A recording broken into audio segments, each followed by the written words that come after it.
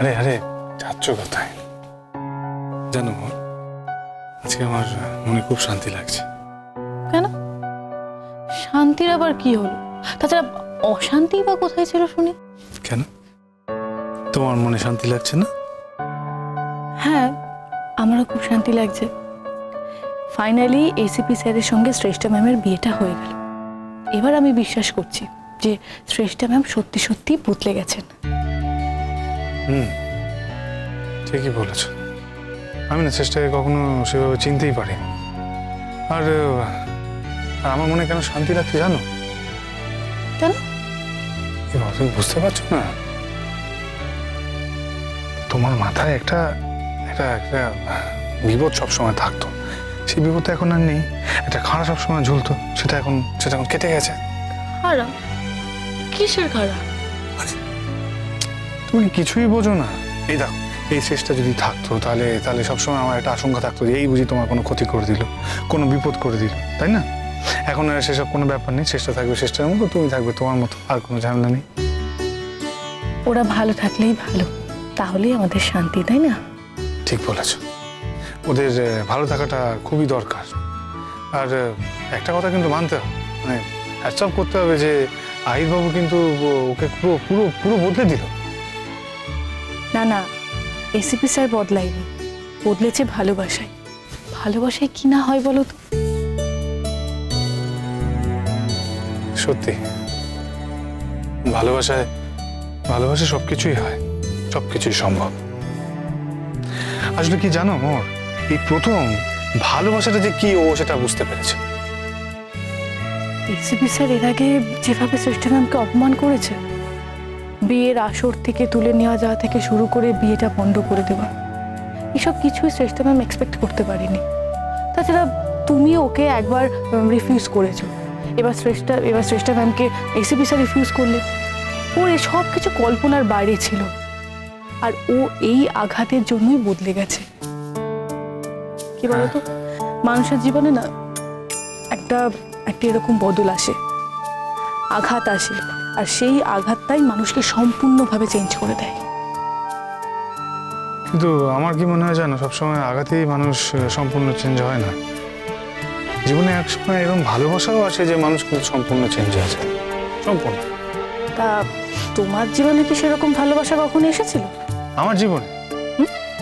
আমার জীবনে এখনো না। কই কই আসেনি তো।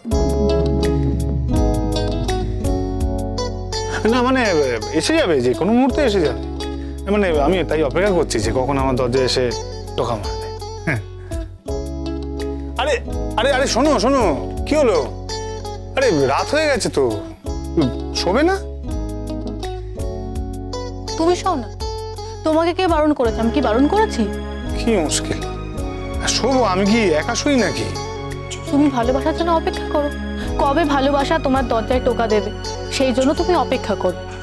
আর ততদিন তোমার একা থাকাই উচিত, একা শোয়াই উচিত। বলছো? হ্যাঁ বলছি। দেখো, তুমি আমাকে এই কথাটা বললে তো, তুমি দেখো তোমার পানিশমেন্ট কি হয়। তুমি আমাকে ইগনোর করলে তো, দেখো তোমাকে একা না থাকতে হয়। এই দেখো, এই বাজে বাজে বাজে কথাগুলো একদম বলবো। এইসব ছেলে মানুষের কথাবার্তা কিন্তু আমার একদম ভালো লাগে না, বলে দিলাম। দেখো, সব ব্যাপারে এইভাবে ঠাট্টা করতে নেই। ও, তুমি ছেলে মানুষই করলে, তুমি ঠাট্টা করলে কোনো দোষের না, আর আমি করলেই দোষ, তাই তো? হ্যাঁ, সেটাই তো বলছি। নিজের বউ যদি ভালো না বাসে, ঠিক করে টেক কেয়ার না করে, হ্যাঁ, তাহলে আর কি বলবো? এই কথাই না বলবো। হ্যাঁ, সঙ্গে সঙ্গে মনে মনে এটাও আমি ভাবি যে মোর একদিন আমাকে আবার আগের মতো ভালোবাসবে, আগের মতো টেক কেয়ার করবে, আগের মতো সবকিছু খেয়াল যত্ন রাখবে, এইসব আর কি। দেখো, আমি কখনোই তোমাকে ন্যাকা ন্যাকা ভালোবাসতে পারিনি, আর পারবো না। আবার যখন মনে হয়েছে তুমি ভুল, তখন আমি সেটার ফাইট করেছি। আর যখন মনে হচ্ছে তুমি ঠিক কাজ করছো, ঠিক, তখন আমি কি জানি না। জানি না বলে তার হবে না। তখন তুমি ভালোবেসেছো, বলো না? বেসেছি তো। আমাদের ভালোবাসাটা তো এইভাবেই তৈরি হয়েছে শঙ্খ, এই ফাইটের মধ্যে দিয়ে, অনেক কিছুর মধ্যে দিয়ে। হ্যাঁ মা, তোমায় বললাম না, শুধু আঘাত নয়, সেরকম ভালোবাসা মানুষের জীবনে এলে ভালোবাসা মানুষকে অনেক পরিবর্তন করে দেয়, পুরোটাই বদলে দেয়। এই যে আমি কতটা বদলে গেছি। এই দেখো না, এই আমি আমার কথা না বলার একটা ব্যায়ামও ছিল, সবাই এটা নিয়ে বিব্রত ছিল।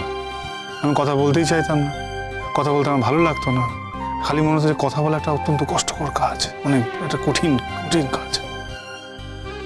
কেন বলো তো? কেন আর কি, এই দেখো না, এই এই স্ট্রেসটাও তো আমার জীবনে ছিল। তখন তখন তখন ও বহুবার এই নিয়ে কমপ্লেন করেছে, অনেকবার বলেছে সবাইকে যে আমি নাকি কথা বলি না, আমি নাকি ওকে পছন্দ করি না, সেই জন্য হয়তো কথা বলছি না, আমি কথা বলতে পারিনি মোহর। কিন্তু এখন তুমি মন খুলে কথা বলছি মোহর, এখন আমি কথা বলতে পারছি, এটা বদল হয়েছে বলে সেই জন্যই তো। একটা সময় আমার প্রত্যেকদিন সকালবেলা যখন ঘুম ভাঙতো তখন কি হতো জানো মোহর? আমি প্রত্যেকদিন ঘুম ভেঙে দেখতাম চোখের সামনে শ্রেষ্ঠার মুখটা আমার চোখের সামনে ভেসে উঠতো। ও, আগে তো জানতাম না। আরে শোনো না, খালি রাগ দেখাচ্ছে। আরে বাবা, সেটা ভালোবাসায় নয়, সেটা ইনসিকিউরিটি থেকে, চিন্তা থেকে। আমার প্রত্যেক সময় মনে হতো যে যে এই বুঝি তোমাকেও কোনো ক্ষতি করে দিল, এই বুঝি কোনো বিপদ ঘটে গেল মোহরের। কিন্তু এখন তো সেসব চিন্তা নেই, এখন আমি মুক্ত, আমার কোনো চিন্তা নেই, কিচ্ছু নেই।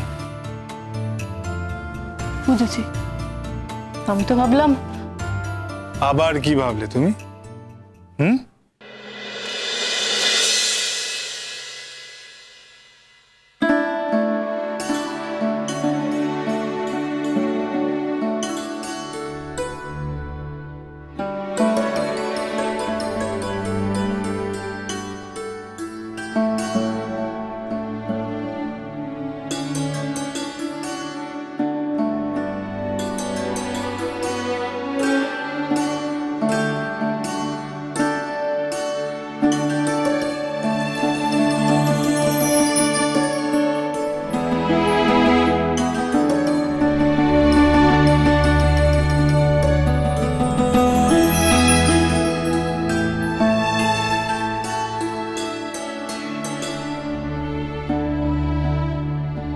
এটার কোনো প্রয়োজন ছিল না।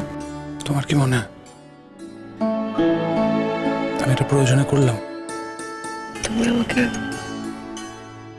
অনেক অনেক দয়া করেছো আহির, আমাকে নতুন জীবন দিয়েছো। আমার কিচ্ছু চাই না। আমি তোমাকে কোনো দয়া করিনি, আমি যা করেছি সেটা ভালোবাসার জন্য করেছি। আমি শুধু তোমাকে নতুন জীবন দিইনি শ্রেষ্ঠা, আমি নিজেকেও নতুন জীবন দিয়েছি। দয়াই তো করেছো আহির, না হলে আমার মতন ব্যাকগ্রাউন্ডের একটা মেয়ের সঙ্গে তোমার বিয়ে হওয়ার কথাই ছিল না, কোনোদিন বিয়ে হতোই না। আহির, তুমি অনেক ভালো মেয়ে ডিজার্ভ করো।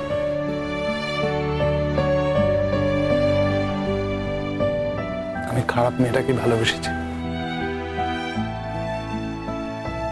এই রহস্যটা আমি আজও বুঝতে পারলাম না। সব রহস্য কি বোঝা যায়? সব রহস্য মানুষ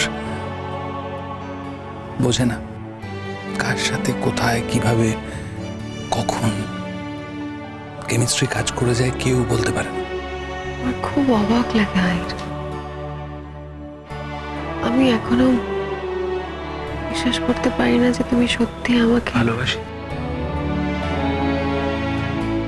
আমার কোনো সন্দেহ নেই